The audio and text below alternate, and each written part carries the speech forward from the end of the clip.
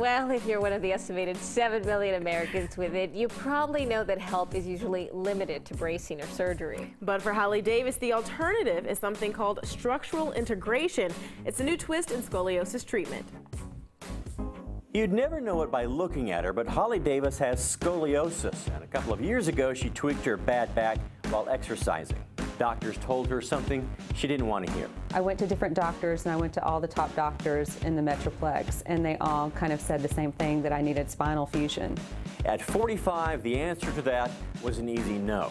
And to be my age and to be physically active, the idea of being kind of just pinned down in my back and blocking my ability to move was not an option for me. Holly also turned down pain medications and steroid injections, and then after lots of research she found the Solberg Center for Structural Integration.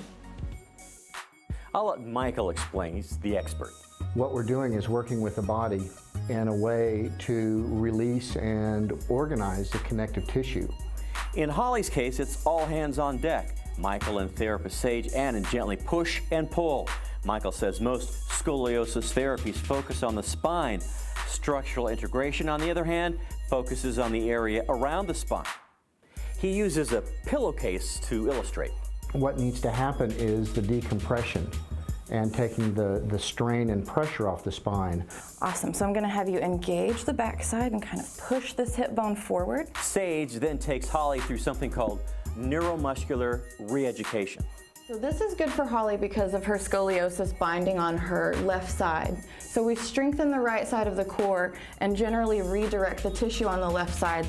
Michael says one patient had a 32% curvature of the spine reduced to about 8%. Holly says she felt relief immediately. I'll never forget the sensation of being able to put my feet on the floor and actually feel equally both feet on the floor. Through all the twists and turns, Holly says she's very happy she took the alternative path. I'm not over the hill yet. There's still a lot I want to do.